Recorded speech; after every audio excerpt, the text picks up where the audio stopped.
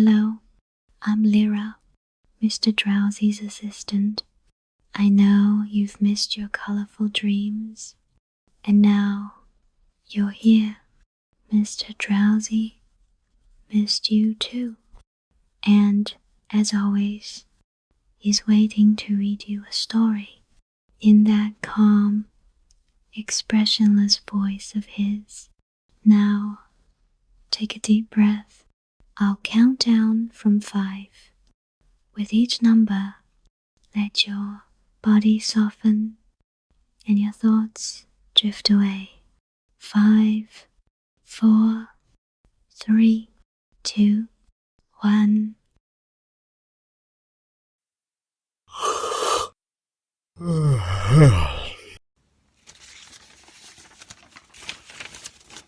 A Tale of Two Cities. A Story of the French Revolution by Charles Dickens. Book the Second, Chapter 10. Two Promises. More months, to the number of 12, had come and gone, and Mr. Charles Darnay was established in England as a higher teacher of the French language who was conversant with French literature. In this age, he would have been a professor. In that age, he was a tutor. He read with young men who could find any leisure and interest for the study of a living tongue spoken all over the world, and he cultivated a taste for its stores of knowledge and fancy. He could write of them, besides, in sound English, and render them into sound English. Such masters were not at that time easily found. Princes that had been, and kings that were to be, were not yet of the teacher class, and no ruined nobility had dropped out of Tellson's ledgers to turn cooks and carpenters. As a tutor whose attainments made the student's way unusually pleasant and profitable, and as an elegant translator who brought something to his work besides mere dictionary knowledge, young Mr. Darnay soon became known and encouraged. He was well acquainted, moreover, with the circumstances of his country, and those were of ever-growing interest. So, with great perseverance and untiring industry, he prospered. In London he had expected neither to walk on pavements of gold, nor to lie on beds of roses. If he had had any such exalted expectation, he would not have prospered. He had expected labor, and he found it, and did it, and made the best of it. In this his prosperity consisted. A certain portion of his time was passed at Cambridge, where he read with undergraduates as a sort of tolerated smuggler who drove a contraband trade in European languages instead of conveying Greek and Latin through the custom house. The rest of his time he passed in London. Now, from the days when it was always summer in Eden, to these days when it is mostly winter in fallen latitudes, the world of a man has invariably gone one way, Charles Darnay's way, the way of the love of a woman. He had loved Lucy Manette from the hour of his danger. He had never heard a sound so sweet and dear as the sound of her compassionate voice. He had never seen a face so tenderly beautiful as hers when it was confronted with his own on the edge of the grave that had been dug for him. but he had not yet spoken to her on the subject. The assassination at the deserted chateau, far away, beyond the heaving water and the long, dusty roads, the solid stone chateau, which had itself become the mere mist of a dream, had been done a year, and he had never yet, by so much as a single spoken word, disclosed to her the state of his heart. That he had his reasons for this, he knew full well. It was again a summer day when, lately arrived in London from his college occupation, he turned into the quiet corner in Soho, bent on seeking an opportunity of opening his mind to Dr. Manette. It was the close of the summer day, and he knew Lucy to be out with Miss Pross. He found the doctor reading in his armchair at a window. The energy which had at once supported him under his old sufferings and aggravated their sharpness had been gradually restored to him. He was now a very energetic man indeed, with great firmness of purpose, strength of resolution, and vigor of action. In his recovered energy, he was sometimes a little fitful and sudden, as he had at first been in the exercise of his other recovered faculties. But this had never been frequently observable, and had grown more and more rare. He studied much, slept little, sustained a great deal of fatigue with ease, and was equably cheerful. To him now entered Charles Darnay, at sight of whom he laid aside his book and held out his hand.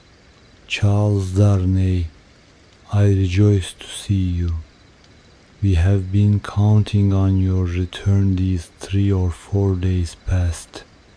Mr. Stryver and Sidney Carton were both here yesterday, and both made you out to be more than due.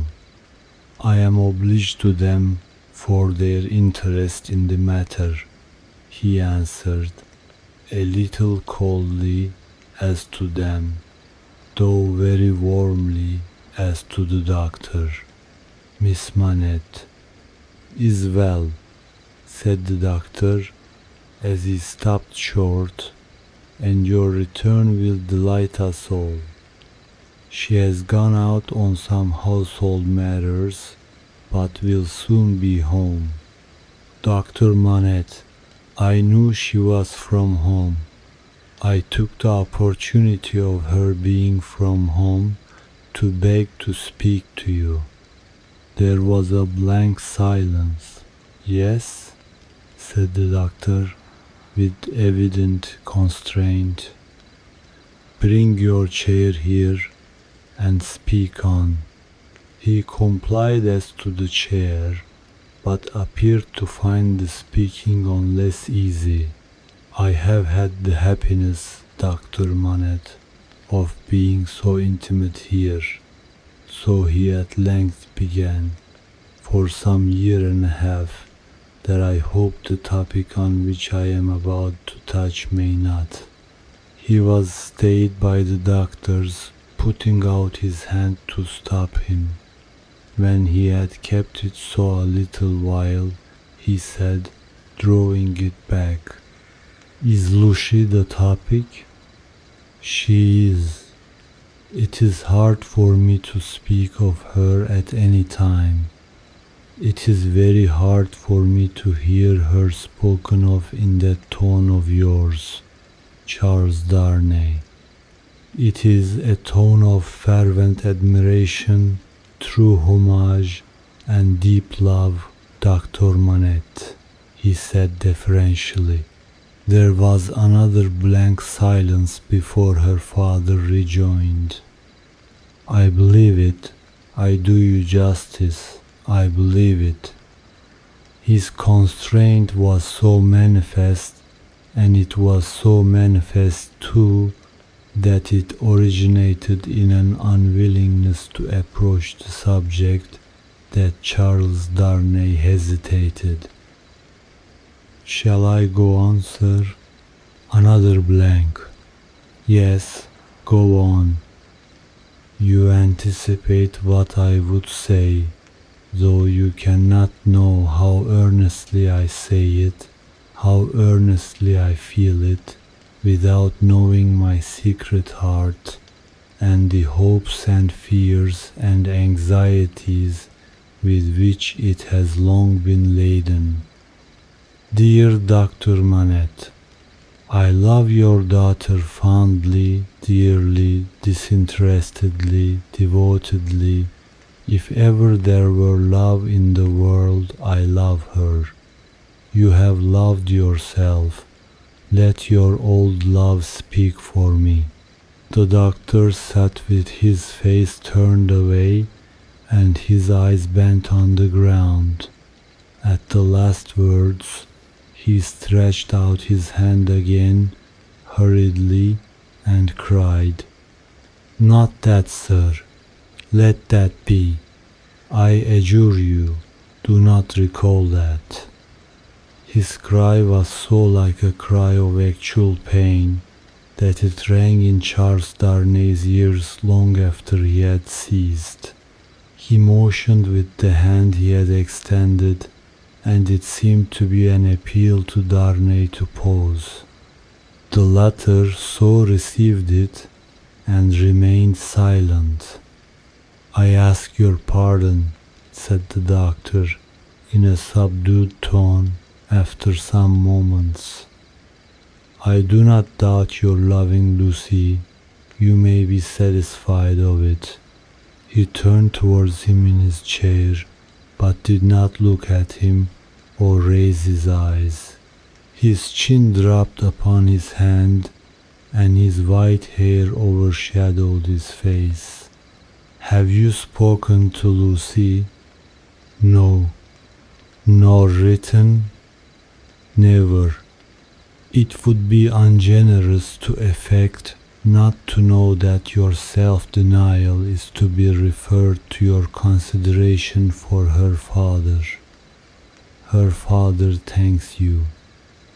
He offered his hand, but his eyes did not go with it. "I know," said Darnay respectfully. "How can I fail to know, Dr. Manette, I who have seen you together from day to day, that between you and Miss Manette there is an affection so unusual, so touching, so belonging to the circumstances in which it has been nurtured, that it can have few parallels, even in the tenderness between a father and child. I know, Dr. Manette, how can I fail to know that, mingled with the affection and duty of a daughter who has become a woman, there is in her heart towards you all the love and reliance of infancy itself. I know that, as in her childhood she had no parent, so she is now devoted to you with all the constancy and fervor of her present years and character, united to the trustfulness and attachment of the early days in which you were lost to her. I know perfectly well that if you had been restored to her from the world beyond this life, you could hardly be invested in her sight with a more sacred character than that in which you are always with her. I know that when she is clinging to you, the hands of baby, girl, and woman all in one are round your neck. I know that in loving you, She sees and loves her mother at her own age, sees and loves you at my age, loves her mother broken-hearted, loves you through your dreadful trial and in your blessed restoration. I have known this night and day since I have known you in your home. Her father sat silent with his face bent down. His breathing was a little quickened, but he repressed all other signs of agitation. Dear Dr. Manette, always knowing this, always seeing her and you with this hallowed light about you, I have forborne and forborne, as long as it was in the nature of man to do it.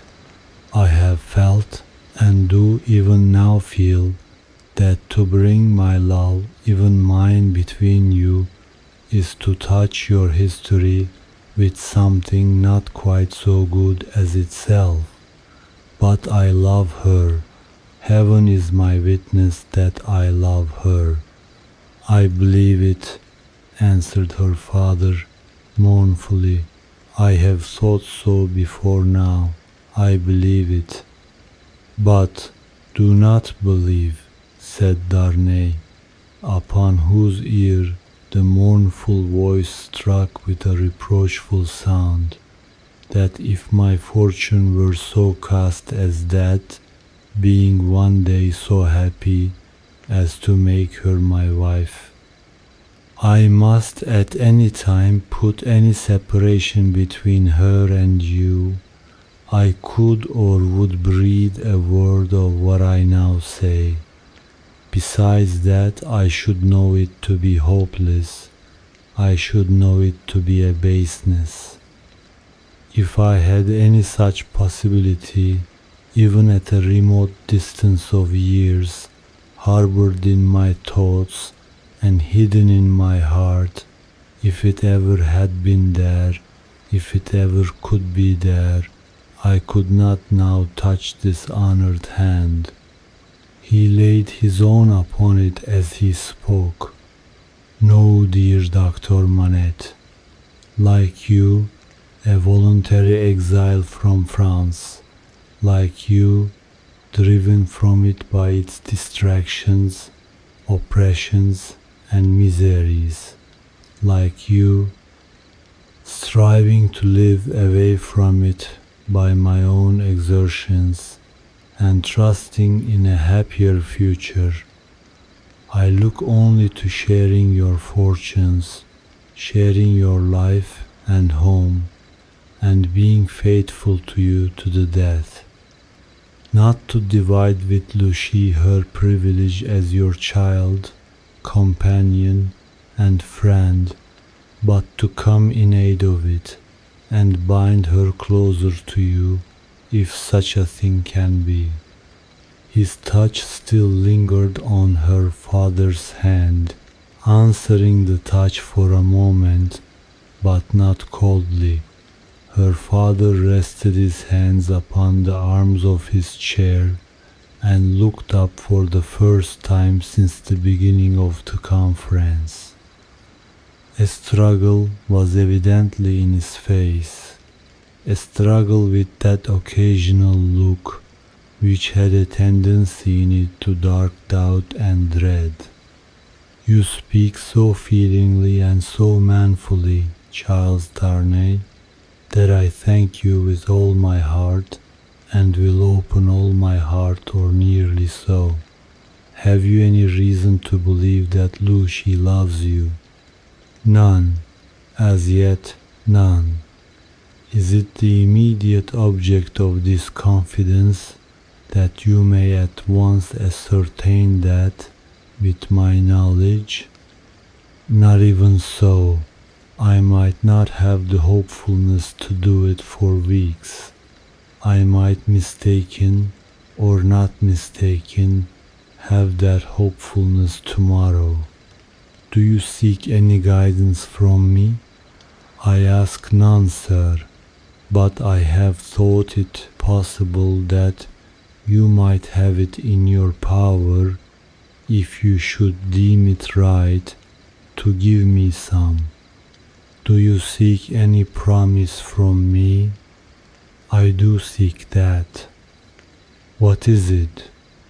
I well understand that without you I could have no hope.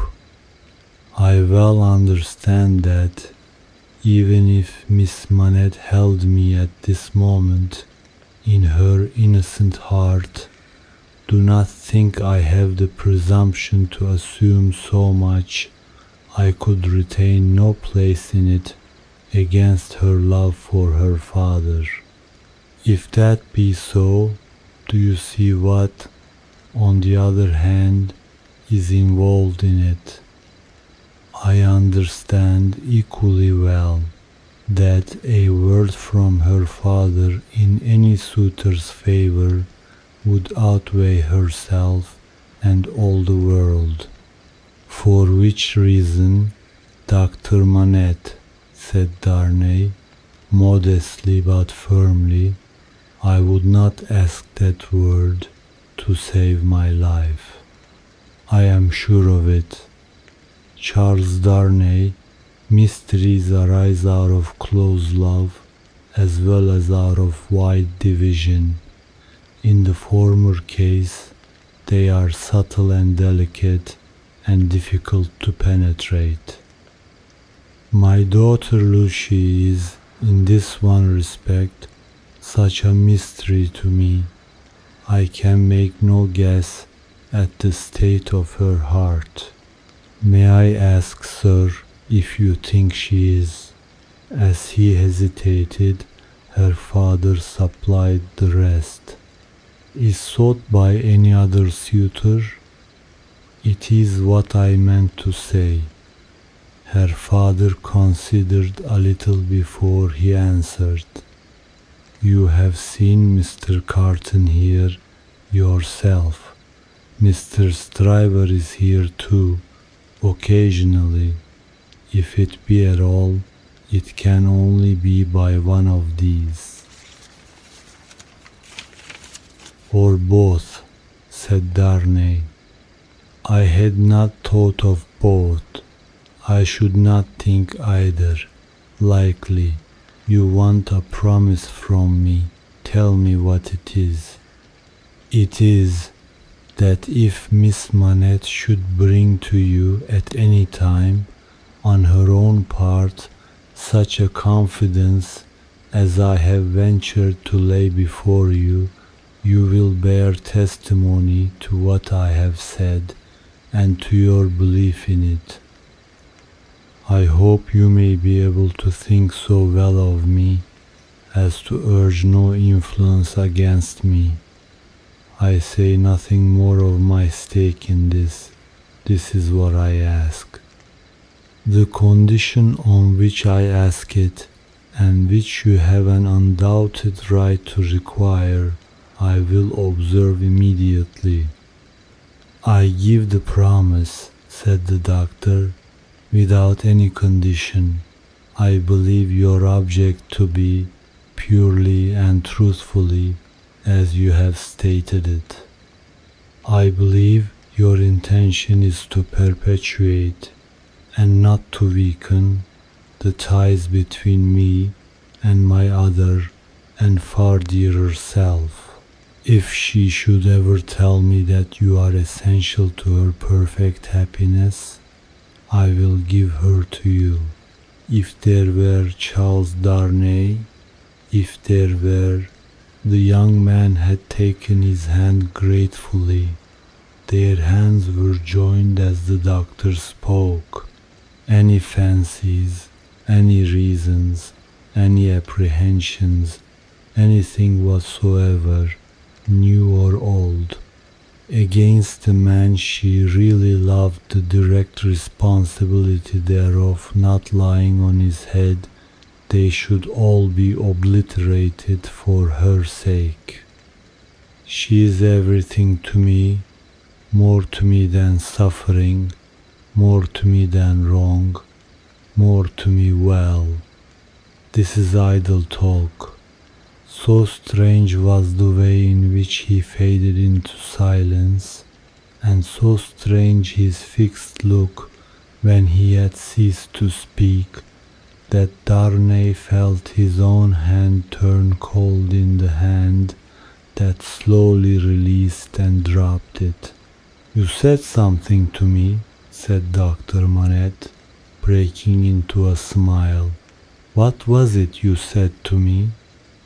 He was at a loss how to answer, until he remembered having spoken of a condition. Relieved as his mind reverted to that, he answered, "Your confidence in me ought to be returned with full confidence on my part. My present name, though but slightly changed from my mother's, is not, as you will remember, my own. I wish to tell you what that is, and why I am in England." "Stop," said the doctor of Beauvais. "I wish it, that I may the better deserve your confidence, and have no secret from you." "Stop." For an instant, the doctor even had his two hands at his ears. For another instant, even had his two hands laid on Darnay's lips. "Tell me when I ask you, not now. If your suit should prosper, if Lucy should love you, you shall tell me on your marriage morning. Do you promise?" "Willingly." "Give me your hand. She will be home directly, and it is better she should not see us together tonight. Go. God bless you." It was dark when Charles Darnay left him, and it was an hour later and darker when Lucy came home. She hurried into the room alone, for Miss Pross had gone straight upstairs, and was surprised to find his reading chair empty. "My father," she called to him. "Father, dear." Nothing was said in answer, but she heard a low hammering sound in his bedroom. Passing lightly across the intermediate room, she looked in at his door and came running back frightened, crying to herself, with her blood all chilled, "What shall I do? What shall I do?" Her uncertainty lasted but a moment. She hurried back and tapped at his door, and softly called to him. The noise ceased at the sound of her voice, and he presently came out to her, and they walked up and down together for a long time. She came down from her bed to look at him in his sleep that night. He slept heavily, and his tray of shoemaking tools and his old unfinished work were all as usual.